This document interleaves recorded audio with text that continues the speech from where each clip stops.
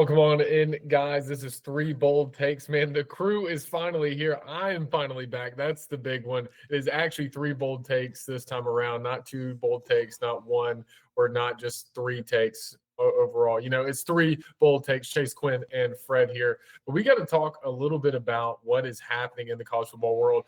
Today, we're recording this on a Monday. James Franklin just got hired at Virginia Tech, a really big domino to fall there. But the next biggest one, you were kind of talking about James Franklin. And the other big one is, where does Lane Kiffin end up? LSU's vying for him. Florida's vying for him. Ole Miss is trying to keep him. And in Quinn's famous words, it's like a knife fight between the three schools. And we just learned today that LSU has flown out some of Kiffin's family. I think this is similar to what happened with Nick Saban when he was at Michigan State. I think Miss Terry went down to LSU to look at the program and everything. So that's a notable point or a milestone. And then also I think Florida is looking to do the same. And then, Quinn, you got some news today from the New York Times, I think, with your sources. What did you have, Quinn? Yeah, the New York Times broke 3 hours ago. Ole Miss has given Kiffin an ultimatum to decide on if he's going to sign his contract extension or not. And he has to do it by the Egg Bowl. So that's what, Friday of next week is the Egg Bowl. So he's got just over a week. Now, if he doesn't sign it, that doesn't mean we know where he's going. We just know he's going.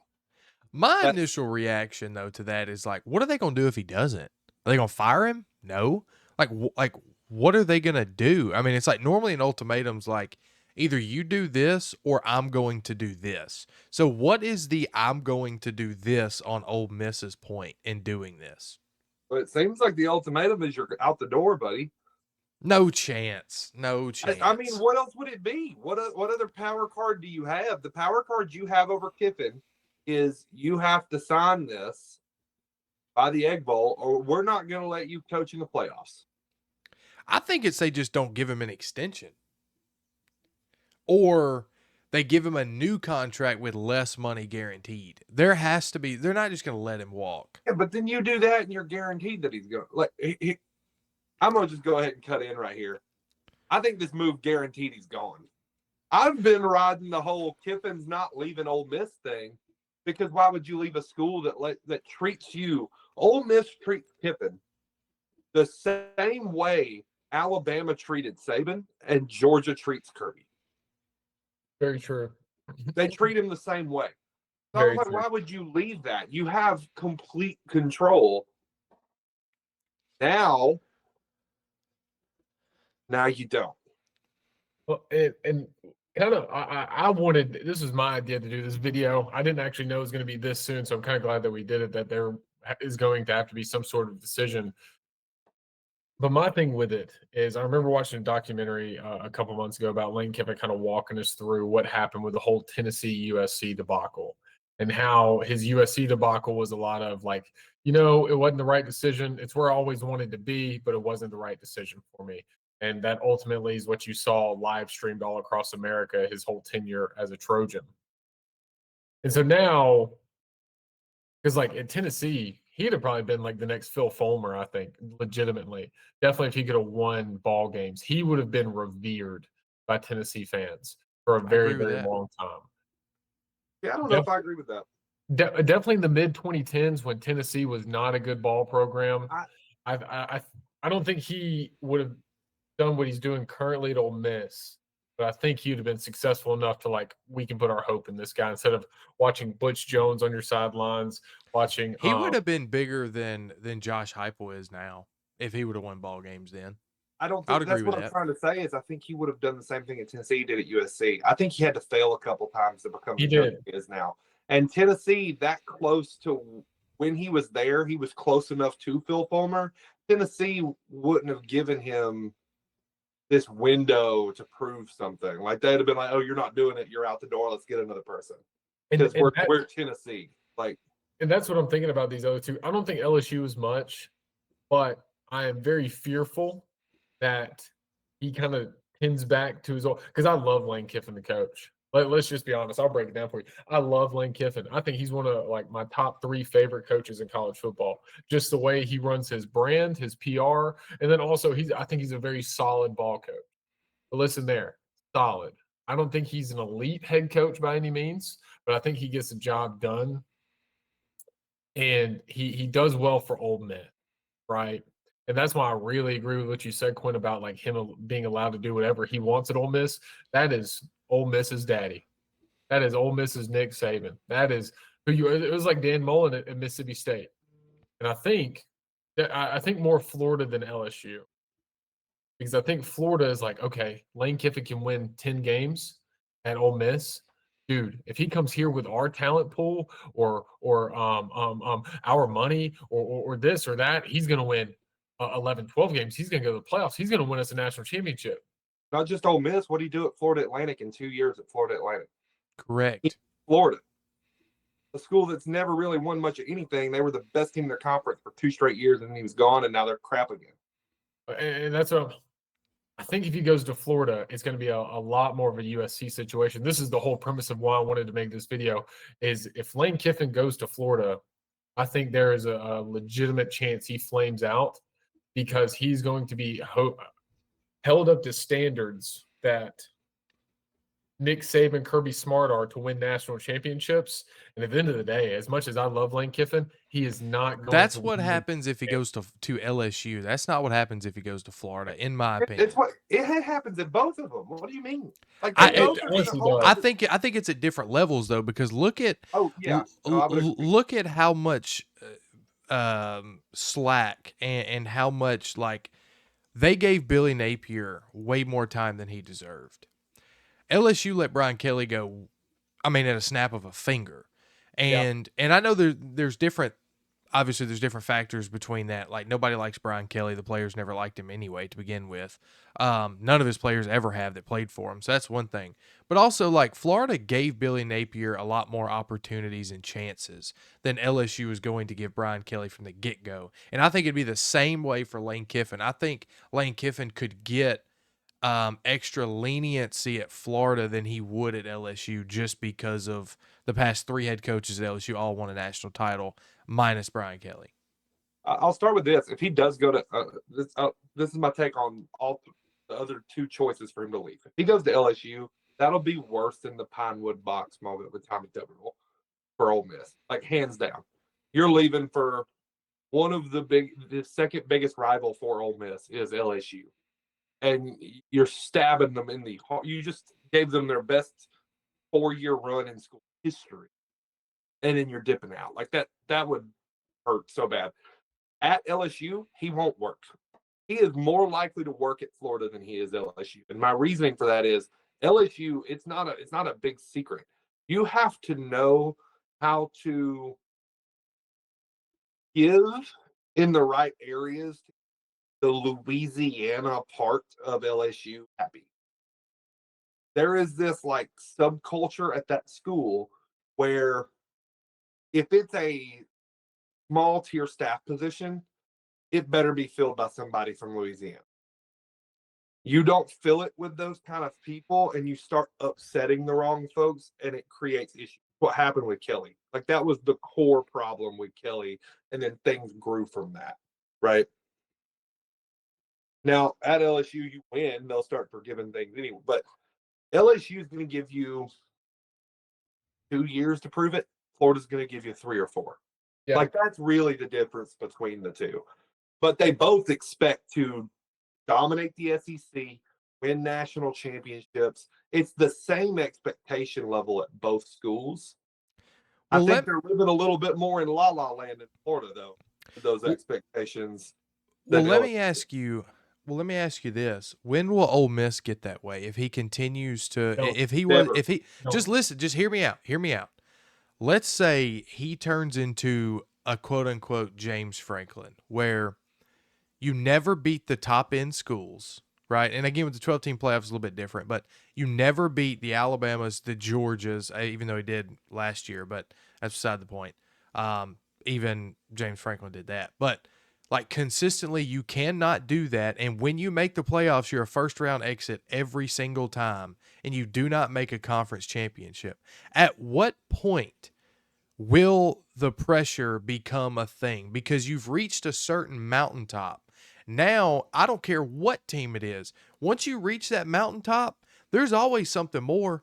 It's like a millionaire. Once they reach $1 million, they're not happy. They want 5, they want 10, they want 15. That's going to happen at some point. It's not happening now. And I know it may be hard to think about that ever happening at Ole Miss because it's Ole Miss, but with the NIL and transfer era, it will happen. It's going to take a long time. Yeah, I was gonna say I think we're already almost there, brother. No. No. I think you're discussing maybe a decade when the other two schools give you 4 to 5 years at most. Well, if then you're not explain to doing me it. why this ultimatum came up where you said, in your words, Quinn, where they would let him go. It's If I think it's your insecure girlfriend. It's like, That's oh, I yeah. see you talking to those 2 hot girls over there, but like if you don't stay with me, then I'm gone. That's exactly what it is. Ole Miss knows that this is the most prized coach probably that they've ever had in their history, and probably is. will have in the foreseeable future. Who wants to go to Oxford, Mississippi, and coach football? Only an insane man like Lane Kiffin would, and then make him good at that. So hey, we're 10-2 every year. We're losing to Georgia and Alabama, but man, we won 10 games. Well, here's the I thing. just don't know, Ole man. Miss had some really good football teams during segregation, and then after desegregation, they've been the doormat, bottom 4 program of the SEC. They had a pretty good little stint when Eli Manning was there. They had a good 2-year stint when Hugh Freeze was cheating. Other than that, they've been completely irrelevant. So I just don't see a world where if you're consistently getting a big win here or a big win there, and I'll get to this with the Penn State comparison in a second, and making playoff appearances, I don't see a world where Ole Miss is ever going to get rid of him or ever get dissatisfied with him. Now, maybe 20 years from now, maybe, when there's a bunch of people who forgot just how terrible Ole Miss was. But the biggest difference between Ole Miss and Penn State is Penn State sits in the Big Ten, and they look around the landscape of the Big Ten, and they say to themselves, who truly just outspins us in this conference that we cannot compete with? Maybe Ohio State, maybe Michigan, maybe Oregon. That's it. Ole Miss looks around the SEC and says, who can we not compete with on a financial level? Florida, Tennessee, Georgia, Alabama, Auburn, Texas, LSU, Texas A&M, Oklahoma. That's 8 schools. No, whoa, that's 9. I can't count. That's 9 schools. That's a lot larger of a list. So you're going to get, just by proxy of consistently winning 8 to 10 games a year, you're getting big wins at Ole Miss. You weren't getting those at Penn State because there was nobody you were beating that you felt like was on your level from a spending perspective. I just think we have to get out of this mindset of pre-NIL era where a school such as Ole Miss or such as fill in the blank is going to be satisfied with a certain level when, and again, this is all brand new to us, so I don't have any facts really to back this up, and neither do you guys on how that wouldn't be the case because it's a whole new era. And so I just think that, and Chase, me and you talked about it last night, the parity now in college football is changed. And the smaller schools like the Ole Misses and like et cetera, fill in the blank, Missouri, what have you, are competing more. And that's going to continue. And if you start to not be able to do that at the high end, even though you've done it in the mid levels, I just think there's going to come a time where he's gotten us this far. I appreciate all you done, your services, but if you can't get us over the hump, we'll take our chances. And I know that sounds crazy, but and the only reason why I bring that up is because of the ultimatum. And I know we're getting off topic because let's be real. I would go to Florida over LSU right now. Same. Just point blank, period. I don't care if you're Lane Kiffin or anybody. I would not touch LSU with a 10-foot pole because of what's going on with what they're doing with Brian Kelly, and that whole lawsuit and that whole situation. I think Florida's the better move. I've said it from the get-go. I think he fits Florida, and I cannot wait to see him be the head coach of the Florida Gators if that does happen. Yeah, I mean, I think Florida's a better fit than LSU. LSU's dysfunctional. Let me ask you this then, because I'm going to go back to that tangent for a second.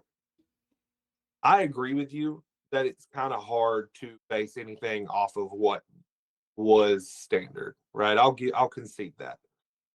So then let's have a discussion about what this is for every college football program out there. What should you expect of a coach? Because I'll tell you this, in the NFL, if I'm the Pittsburgh Steelers or the Baltimore Ravens and I have a coach that's consistently getting us on the fringe of the playoffs or in the playoffs way more often than not, you know what I'm not doing? Ever getting rid of that guy. Because the alternative is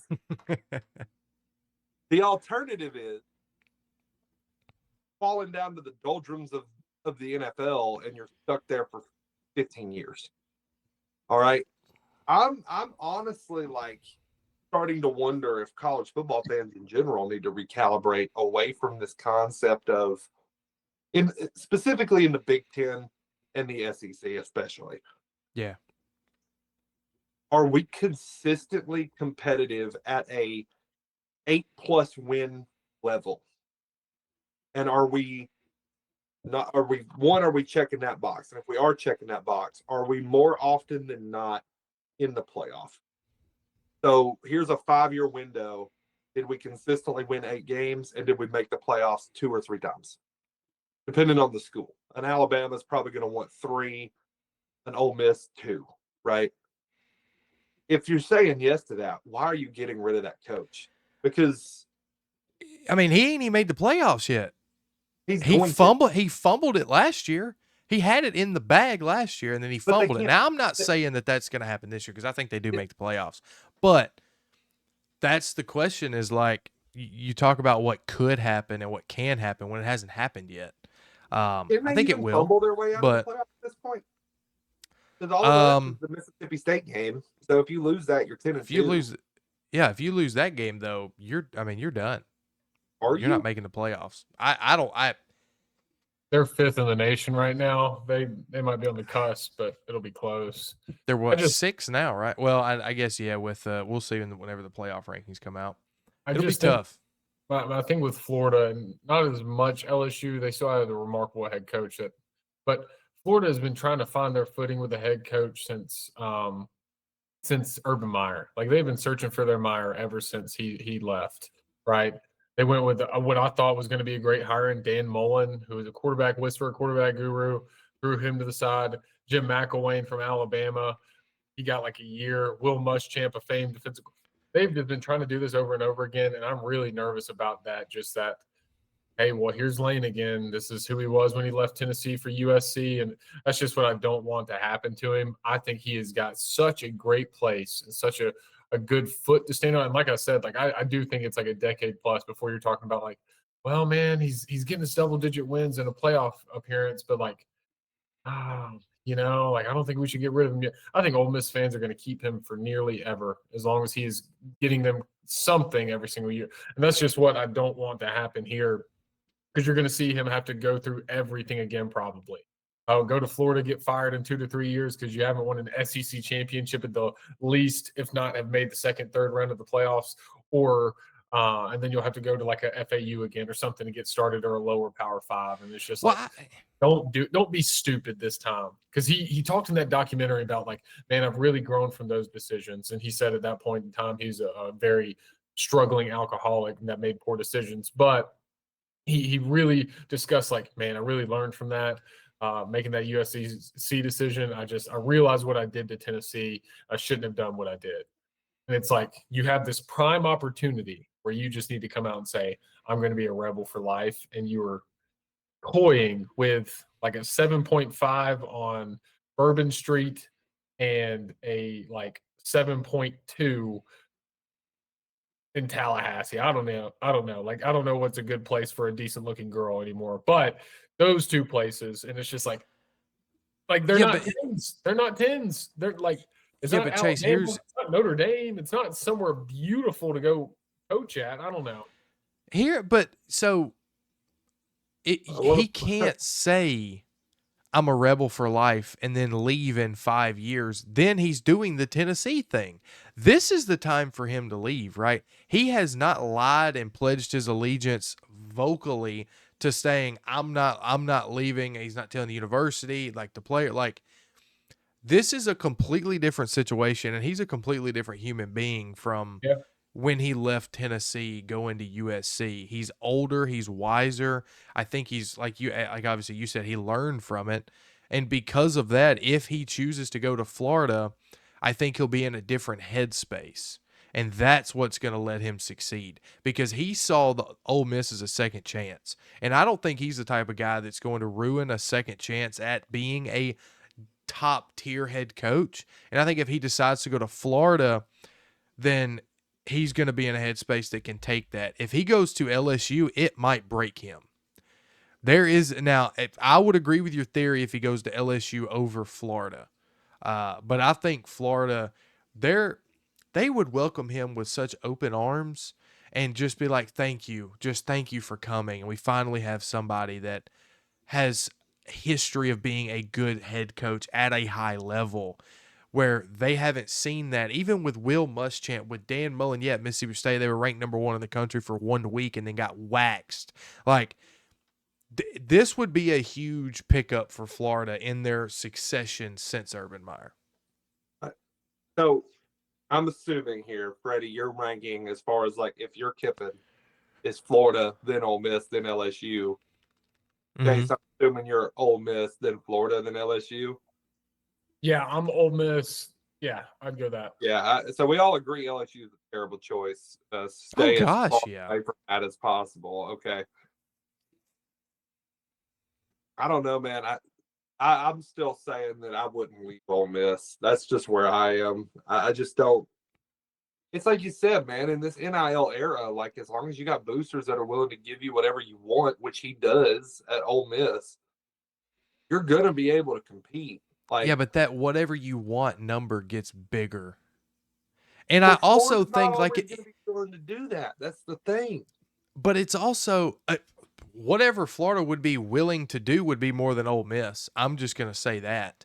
Like I think Florida's I think Florida's we're gonna have to hold up on the donations for a month is the max that Lane Kiffin gets at Ole Miss. Well, I guess yeah.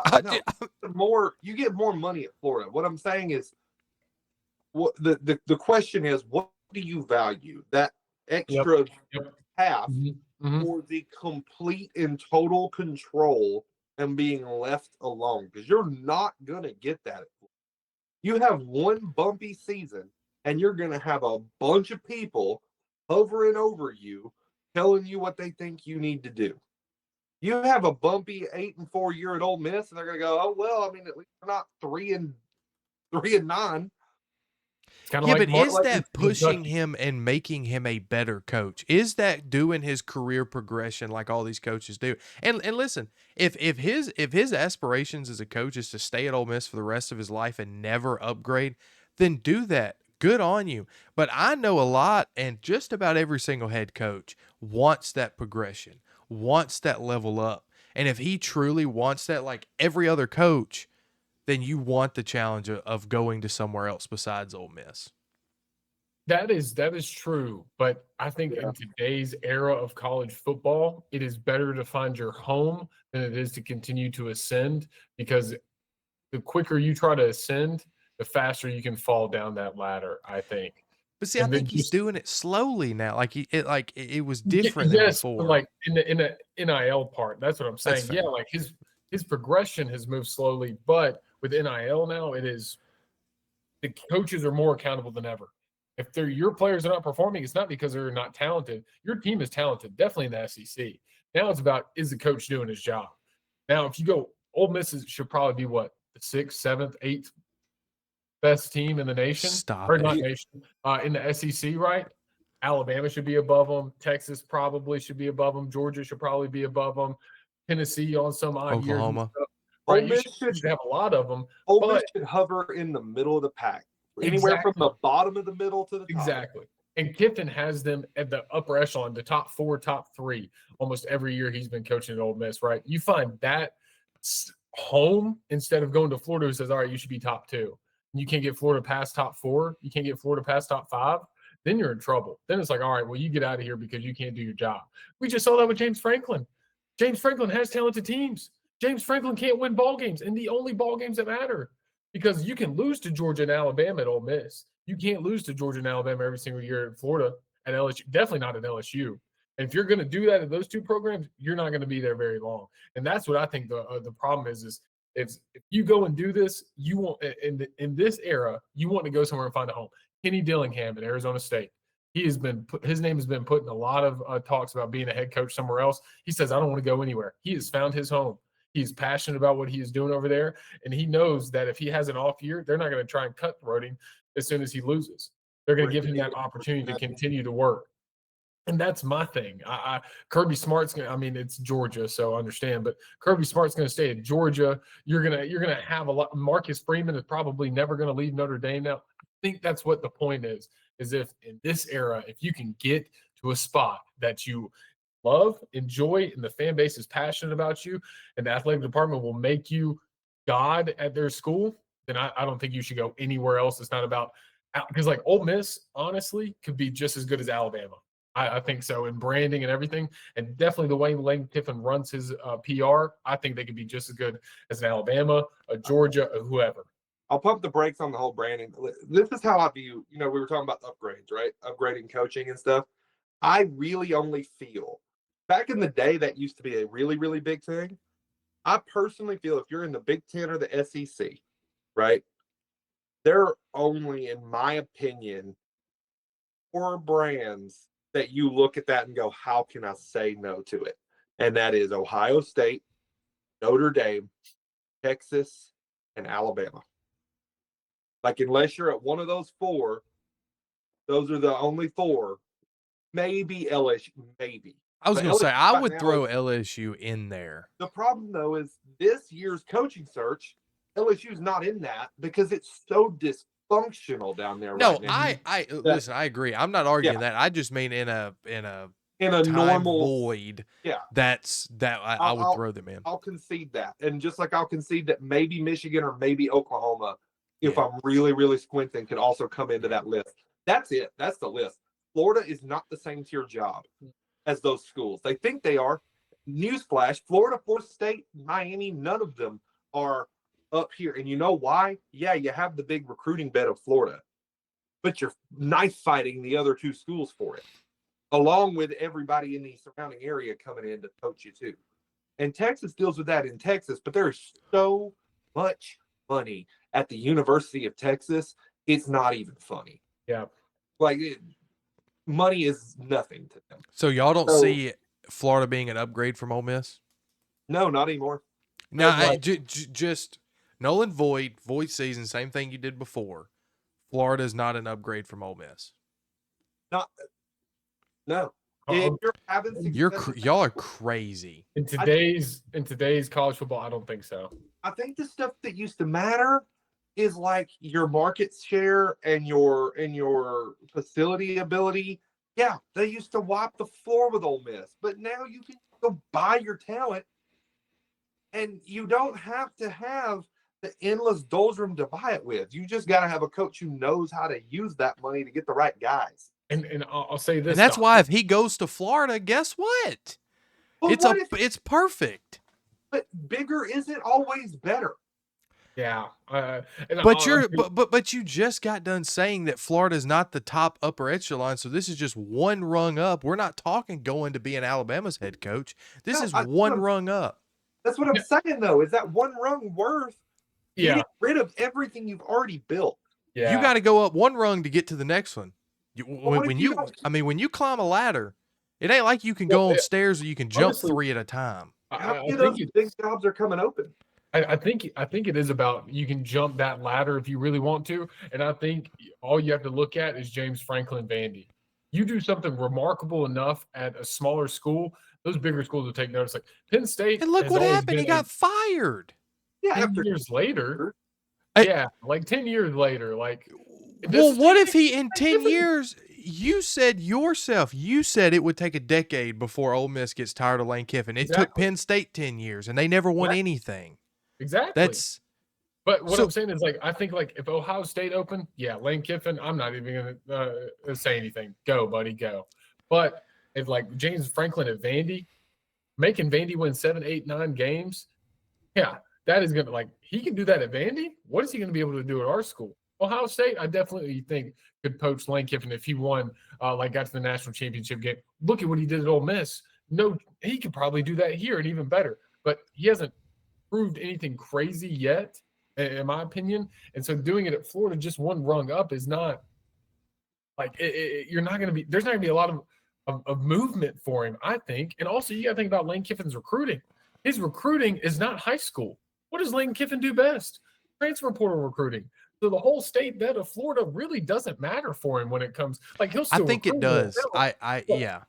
most of the time, he usually has top 3, top 4 transfer portal classes, and that's what he does best. And I don't know. I think it's in today's college football, I think Florida is a lateral move at best. But let me ask you this. If you're in Ohio State or in your guys' eyes, Georgia, Alabama, whatever, your top echelon, what have you,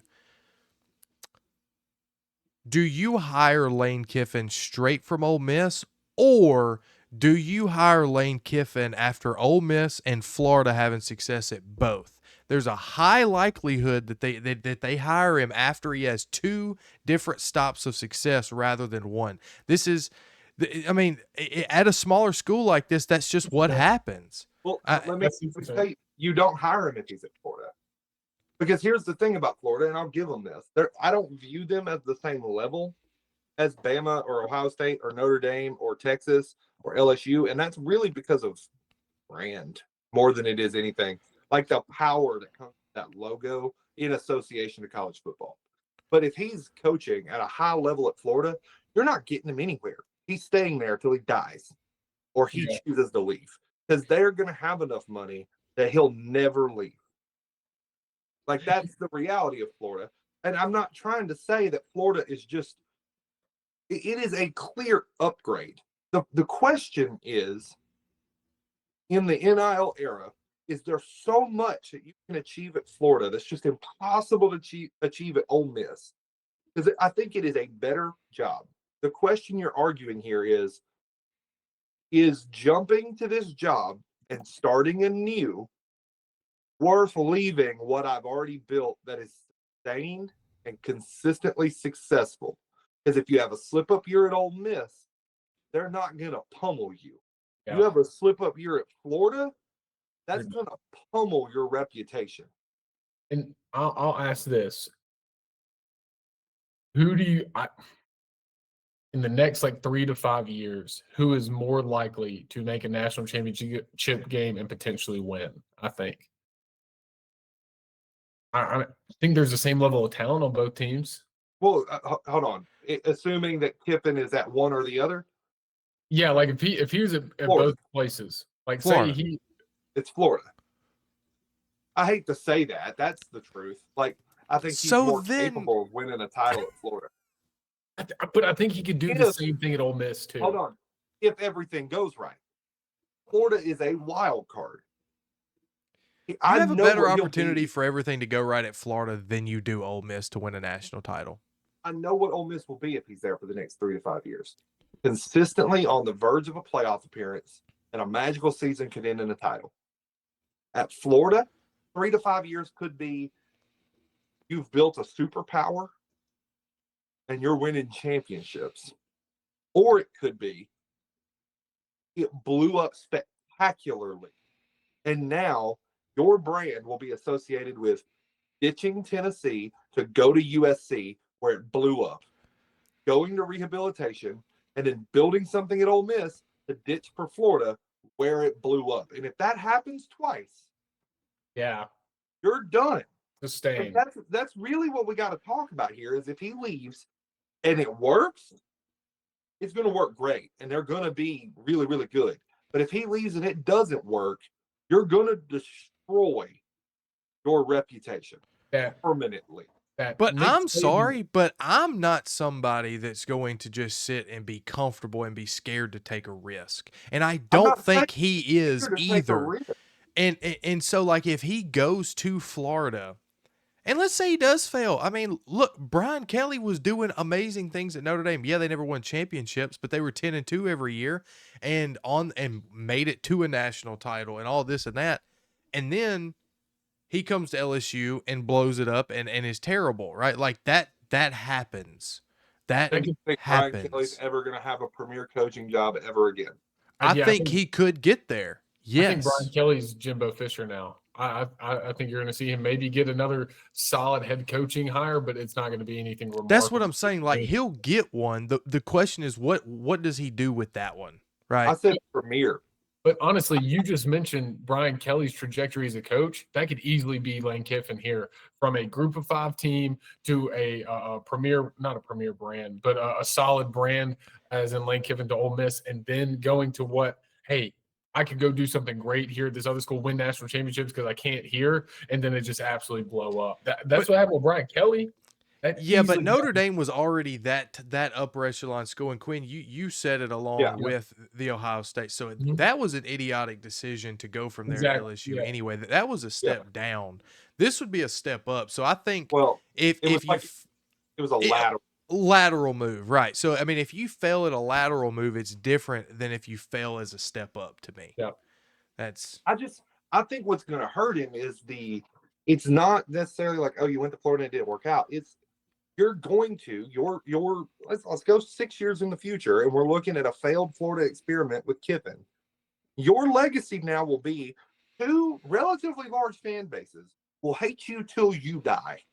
Tennessee and Ole Miss will both hate you forever, because what you did was you gave Tennessee hope and you ripped it out of their chest and then went and failed at USC, and you made Ole Miss more relevant than it has ever been. And then they are told yet again this will be like the 4th major coach to have some success at Ole Miss and then dip for some other SEC team. Not even another team within the SEC. Yeah, I think you move if you're Lane Kiffin if it is a no-brainer. And look, we're 3 bold takes, and then we're kind of long into this episode, whatever. But like, I don't even think Alabama's that premier brand anymore after NIL era. I'll throw that one out there. That's my bold take. I'll be honest with you. I think it is on the same line as just any other team. I really do. A no-brainer for me right now, Ohio State. That's the one. If Ryan Day says tomorrow, hey guys, leaving the game, love you guys, sounds good, bam, that's the one. That one is the no-brainer. I think Ohio State's no-brainer because year after year they have immense talent. They're always competing for national championships. Their boosters put money in. That's like the no. I don't. Is Florida a no-brainer? Is LSU a no-brainer? LSU after Ed O, I think might have been a no-brainer, and I think that's where I just don't think there are no-brainers. Why is it Penn State going after Lane Kiffin? I need you guys to answer me that question. It's a good question, actually. Why is he not linked to that? Maybe he wants to be in the South. I don't know. On his side, but there's never even been anything linking Lane Kiffin to Penn State from the Penn State side. So that tells me those upper echelon and Penn State's kind of, whatever your thoughts are on that. Maybe they don't want this guy because he only wins at Ole Miss and he hasn't proven himself at somewhere else. So like, yeah, duh, you would go to Ohio State. Duh. I mean, I think Kalen DeBoer would take a phone call from Ohio State from Alabama. Like anybody would. But I just don't think he would get those offers. And what I'll say to this about news that comes out nowadays, news doesn't come out unless they want it out. That's true. Lane Kiffin wants this out. Hey, my family was in Baton Rouge today. Hey, my family is going to Gainesville a little bit. But maybe he wants that out, and he doesn't really care about the Penn States or whatever. So that's the thing I got to say. If you're watching this, you're like, oh my gosh, breaking news! Lane Kiffin wants that out there. And if you watch Lane Kiffin on social media at all, this is exactly what Lane wants to do. Chum up stuff. Like there was a report that LSU is going to make him the highest paid coach if he accepts a job, even over Kirby Smart. That would just be blasphemy if it happened. But like that's the point. These rumors come out because Kiffin wants him out. It's just plain and simple. All the time, there was a point where Jim Harbaugh was a higher paid coach at Michigan than Nick Saban was at Alabama. Like that's part of hiring a big name. Look, I don't know. Like I'm not gonna blame him. I'm not gonna be shocked because genuinely, I said there was like 4 or 5 premier brands. There's really like 4 really good brands and only one absolute true no brainer. And that absolute true no brainer is Texas. Because in a world where you're paying money to win, Texas beats everybody, right? Like that's just the reality of that situation. So if he goes to Florida, good for him. I hope it goes good for him. But I just don't think there's some we love to act like Florida is some uber successful college football program. They're not. Here goes Florida tangent from Quinn. Dude, they're not. What? They ran the SEC in the 90s, but they couldn't win on the national scale. And then they were average in the early 2000s. Meyer shows up. They have a good 4-year run, and then they've been average at best since then. That's true. That's very true. And they've had great coaches, I've thought, or should have been great coaches. They've had good coaches. They've had elite talent, and you know what I mean? So what? And what I'll add to this is the 3 schools in the SEC that already have open. Well, Arkansas has an opening too, but we don't count Arkansas. The 3 that have openings right now: LSU, Florida, Auburn. The problem with all 3 of those is that their boosters like to let their mouths run a lot more than allow their coach to act. I'll give Auburn some credit. They've kind of just been quietly doing things the right way. I think they're just going about their business to get John Summerall and kind of. But that's what was going on with Alabama for the longest time after Gene Stallings left. Before Nick Saban, from what I heard, was always like the stories that I've seen and stuff, is that Nick Saban came in and said, "Hey, I'm going to run it my way, or I'm not going to be here," kind of a thing. And I don't think Auburn has really learned that. I think that's why they funneled through head coaches. Florida has definitely not learned that since Urban Meyer. You can just watch that. And then LSU, I think Les Miles even kind of pandered a little bit to the boosters and stuff, but found a way to win. But since then, it has been a lot of the same. And just Ed O had a crazy team that season that he could get the most out of. So I think that's the problem with these 3 schools is like the head coach doesn't have full hey, this is my reign, this is what I'm going to do. And it's a lot of the boosters like, well, hey, I just paid $2 million for your quarterback, so I want you to start him, And I think that's what happened with Hugh Freeze at Auburn. Hey, we just paid however much for Jackson Arnold. We're going to start him. Oh, why isn't he not working out? We just paid all this money because you got better guys behind him. Just stuff like that. Don't give Freeze a pass on that. Freeze wanted Jackson Arnold. Yeah, he did. I'm sorry, Hugh Freeze. Prayers to you, brother. Yeah, well, I think we've talked way too long about Lane Kiffin. I think we've upset Freddie. I think we're all on different spots. Lane Kiffin, tell us what you like. Tell us if you think he should be at Ole Miss, if he should be at Florida, if he should be at LSU, maybe even Penn State. Maybe he's getting called up there. We don't know. Anyway, guys, this has been 3 Bold Takes. It's been Chase, it's been Freddie, it's been Quinn, and it's been a lot of fun. Let us know what you think about Lane Kiffin.